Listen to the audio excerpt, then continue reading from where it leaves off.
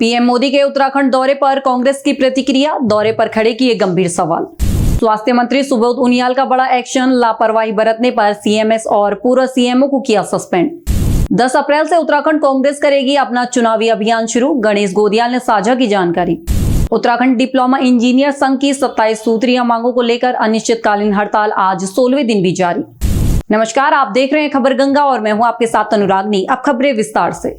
उत्तराखंड के स्वास्थ्य मंत्री सुबोध उनियाल ने पौड़ी जिला अस्पताल में बड़ी लापरवाही पर सख्त कार्यवाही की है। सीटी स्कैन मशीन के रखरखाव में कोताही बरतने के मामले में जिला अस्पताल के सीएमएस और पूर्व सीएमओ को सस्पेंड कर दिया गया है। बताया जा रहा है कि वर्ष 2022 में खराब हुई करोड़ों रुपए की मशीन को सुरक्षित स्थान पर रखने के बजाय खुले में छोड़ दिया गया था, जिससे वह पूरी तरह क्षतिग्रस्त हो गई। साथ ही मामले की गंभीरता को देखते हुए तत्कालीन महानिदेशक, संयुक्त निदेशक और सहायक निदेशक से भी स्पष्टीकरण मांगा गया है। पीएम मोदी के 14 अप्रैल के देहरादून दौरे को लेकर कांग्रेस प्रदेश अध्यक्ष गणेश गोदियाल ने प्रतिक्रिया दी है। उन्होंने कहा कि प्रधानमंत्री का स्वागत है, लेकिन प्रदेश की जनता उम्मीद करती है कि वे राज्य की स्थिति, केदारनाथ मंदिर में हुए सोना चोरी मामले और अंकिता भंडारी प्रकरण पर भी अपनी बात रखें। जी, केदारनाथ सोना घोटाले पे अपने विचारों को व्यक्त करें। हम उम्मीद करते हैं कि प्रधानमंत्री जी पुनः एक बार हमारी उम्मीदें जगी हैं कि वो आ रहे हैं तो अंकिता भंडारी के मामले में कुछ बोलें। हम उम्मीद करते हैं कि प्रधानमंत्री जी का वो जो जुमला था, जो अब जुमला ही लगने लगा कि पहाड़ का जवानी और पहाड़ का पानी पहाड़ के काम नहीं आया। अब उनके 12 साल के शासनकाल में कितना पहाड़ का पानी और जवानी को उन्होंने कहाँ कहाँ काम पे लिया है, इसको वो बताएं। हम ये सब उनसे उम्मीद करते हैं। उत्तराखंड डिप्लोमा इंजीनियर्स महासंघ की 27 सूत्रीय मांगों को लेकर अनिश्चितकालीन हड़ताल आज 16वें दिन भी जारी है। वेतन विसंगति, समयबद्ध पदोन्नति और पुरानी पेंशन समेत कई मांगों पर ठोस कार्यवाही न होने से इंजीनियर्सों में नाराजगी बनी हुई है। प्रदेश भर में लोक निर्माण, सिंचाई, ऊर्जा निगम और जल संस्थान से जुड़े इंजीनियर्स हड़ताल पर हैं, जिससे कई विकास कार्य और विभागीय सेवाएं प्रभावित हो रही हैं। महासंघ के प्रांतीय नेतृत्व के आह्वान पर हड़ताल कार्यक्रम में प्रतिभाग कर रहे हैं। हमारी प्रमुख मांगों में जैसे 10 साल में 5400 ग्रेड पे और 10, 16, 26 की डिमांड हमारी है। 10 साल में 5400, 16 साल में आपका 6600 और 26 साल में 8700 ग्रेड पे। और जैसे आवास विकास के जो कनिष्ठ अभियंता हैं उनको हम सरकारी राजकोष से वेतन देने का, IFMS के माध्यम से वेतन देने का प्रावधान करने की मांग कर रहे हैं। उरेडा में जो है 4200 ग्रेड पे, उसके लिए 4600 की मांग कर रहे हैं। और जो 2006 से जो वेतन विसंगति कनिष्ठ अभियंता पद पर चल रही है उसको दूर करने का हमारे द्वारा सरकार से डिमांड की गई है। इसके अतिरिक्त जो पेयजल निगम और जल संस्थान का राज्यीकरण है उसको किए जाने की मांग की जा रही है, क्योंकि हमारे सदस्य दिन रात जैसे इसेंशियल सर्विस में हम उनको गिन रहे हैं, लेकिन उनका हर महीने वेतन भी नहीं आ पाता। तो किस प्रकार की इसेंशियल सेवाएं हैं, जरूरी आवश्यक सेवाएं हैं, तो हमारा यही सरकार से निवेदन है कि इन लोगों का भी राजकीकरण किया जाए, जो पेयजल और जल संस्थान का, ताकि उनका समय पर जो उनको वेतन इत्यादि मिल सके। डिप्लोमा इंजीनियर के प्रांतीय कार्यकारिणी के आह्वान पर आज हमारा जो है हम 16वें दिन में प्रवेश कर चुके हैं, क्योंकि ये उत्तराखंड सरकार हड्डामेटा बनाए हुए हैं और हमारी मांगों की जो 27 सूत्री मांग है उस पर कोई कार्रवाई नहीं कर रही है। उनके द्वारा जीओ प्रारंभ करना है। नंबर फर्स्ट हमारा जो प्रथम ACP के रूप में 10 साल की सेवा के उपरांत हमें 5400 दिया जाए, और जो हमारा जो पूर्व की 10 साल में 5400 और 16 साल में 6600 और आपका 26 साल में 8700 का जो पूर्व का जो हमारा ग्रेड पे है उसको भी उसी में रखा जाए। उनके द्वारा 10, 20, 30 कर दिया गया है, जिससे हम सारा डिप्लोमा इंजीनियर आक्रोशित है। और उत्तराखंड जल निगम और जल संस्थान का एकीकरण भी होना है, राजकीकरण भी होना है, उस पर भी कोई ध्यान नहीं दिया है। ऊर्जा विभाग में भी जो पे स्केल है वो तो अलग अलग है, वहाँ भी वहाँ भी एक रूपता नहीं है। और हमारा एक ओल्ड पेंशन स्कीम का भी मुद्दा बना है, उस पर भी कोई कार्रवाई नहीं की जा रही है। उत्तराखंड की टिहरी झील में 8 से 12 अप्रैल तक 25वीं all India police water sports प्रतियोगिता आयोजित की जाएगी। इस प्रतियोगिता का शुभारंभ 9 अप्रैल को मुख्यमंत्री पुष्कर सिंह धामी करेंगे। इसमें Indo Tibet border police, central reserve police force, border security force और असम राइफल समेत देश भर की 19 टीमें हिस्सा लेंगी। प्रतियोगिता में कुल 52 इवेंट होने हैं और खास बात यह है कि ये प्रतियोगिता पहली बार उत्तराखंड में आयोजित हो रही है। 25वीं all India water sports cluster पुरुष एवं महिला का आयोजन 8 से 12 तारीख के बीच में टिहरी में, वसाई में होने जा रहा है। इसमें करीब 52 टीमें पार्टिसिपेट करेंगी, 52 इवेंट्स होंगे और 19 टीमें पार्टिसिपेट करेंगी। मैं आप सबको अनुग्रह करता हूं और रिक्वेस्ट करता हूं कि आप लोग इसमें शामिल हो और इस प्रोग्राम को सक्सेसफुल बनाएं। सोबन सिंह जीना परिसर अल्मोड़ा में आज छात्र छात्राओं के लिए निःशुल्क स्वास्थ्य शिविर का आयोजन किया गया। अध्यक्ष लोकेश सुपियाल की मांग पर मेडिकल कॉलेज अल्मोड़ा की टीम ने कैंप लगाए, जिसमें औरतों और ईएनटी विशेषज्ञ डॉक्टरों समेत अन्य चिकित्सक मौजूद रहे, जिसका सैकड़ों विद्यार्थियों ने लाभ उठाया। जैसे कि आप जानते हैं कि पहाड़ी क्षेत्र में हमारा कॉलेज है, अल्मोड़ा में हमारा कॉलेज है। स्वास्थ्य की सुविधा देख सकते हैं आप, बड़ी खराब है। वैसी कम फैसिलिटीज यहाँ है। गरीब घर का बच्चा, आर्थिक स्थिति से कमजोर घर के बच्चे यहाँ हमारे कॉलेज में पढ़ते हैं। तो इसमें हमने मेडिकल कॉलेज के प्रिंसिपल साहब है जो हमारे भैसोड़ा जी है, उनसे मैं रिक्वेस्ट करी कि सर हमारे वहाँ मेडिकल कैंप लगाने का आप प्रयास करें। ब्लड डोनेशन कैंप तो आप लगवाती हैं, ब्लड डोनेशन कैंप ले जाने का काम तो करते हैं, यहाँ से ब्लड बच्चे देते भी हैं, पार्टिसिपेट उसमें भी करते हैं। उनका चेकअप कैंप भी यहाँ लगवाइए।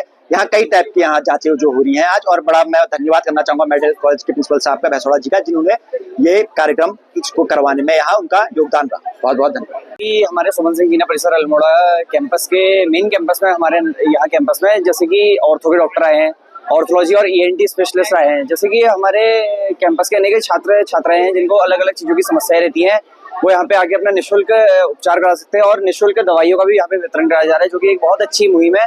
और आने वाले टाइम में भी हम इसमें तो विशेष रूप से मैं धन्यवाद देना चाहूँगा हमारे जो प्रिंसिपल हैं भैसोड़ा जी और हमारे छात्र संघ अध्यक्ष भाई लोकेश सुपियाल का, जिसके प्रयास के द्वारा आज ये मेडिकल कैंप एक सफल कार्यक्रम की ओर जाते हुए वो हो रहा है।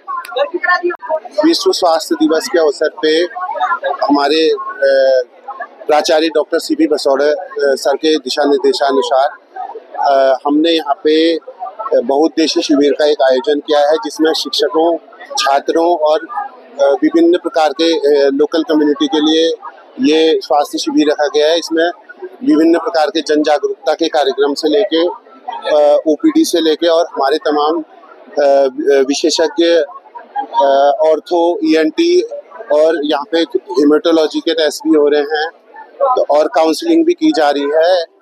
और इसमें हमारे एसएसजे कैंपस, एसएसजे यूनिवर्सिटी के डायरेक्टर महोदय और अध्यक्ष लोकेश सुपियाल के कोऑर्डिनेशन में ये कार्यक्रम का सफलतापूर्वक आयोजन किया जा रहा है। उत्तराखंड में कांग्रेस 10 अप्रैल से अपने चुनावी अभियान की शुरुआत करने जा रही है। इसकी औपचारिक शुरुआत हरिद्वार के जयराम आश्रम में कार्यकर्ता सम्मेलन से होगी, जिसमें वरिष्ठ नेता कुमारी सैलजा मुख्य अतिथि के रूप में शामिल होंगे। प्रदेश अध्यक्ष गणेश गोदियाल ने इस मौके पर कहा कि यह सम्मेलन 2027 विधानसभा चुनाव की तैयारियों का आगाज है और पार्टी संगठन को मजबूत करने पर फोकस करेगी। प्रदेश प्रभारी आदरणीय सैलजा जी 5 दिवसीय राज्य के दौरे पर आ रही हैं।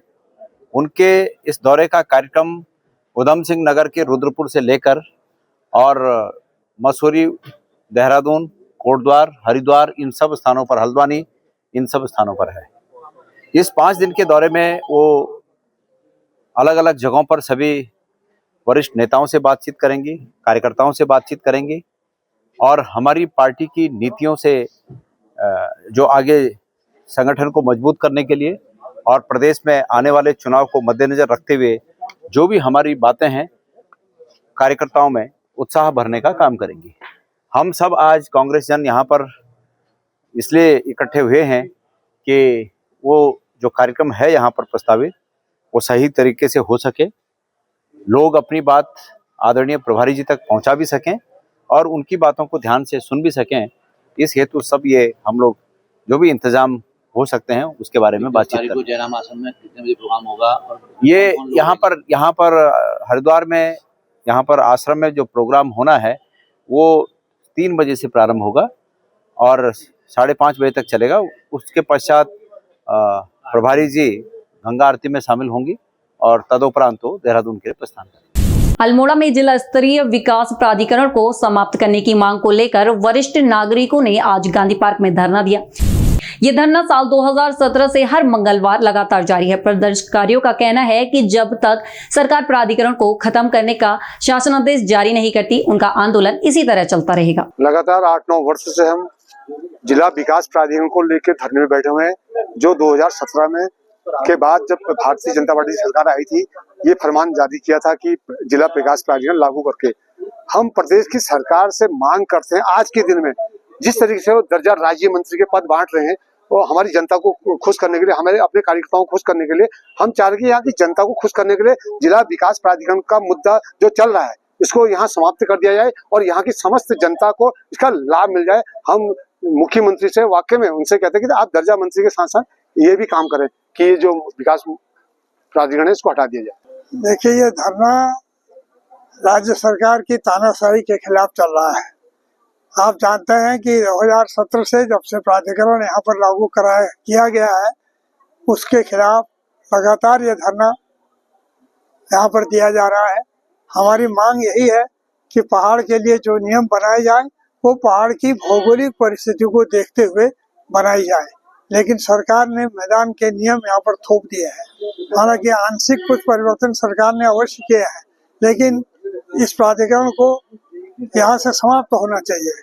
जब तक ये समाप्त नहीं होगा तब तक ये धरना जारी रहेगा, क्योंकि पहाड़ की भौगोलिक परिस्थितियाँ बिल्कुल अलग है और मैदान की परिस्थितियाँ बिल्कुल अलग है, लेकिन मैदान के नियम यहाँ पर लागू किया जाना नितांत गैर जिम्मेदारी का काम है।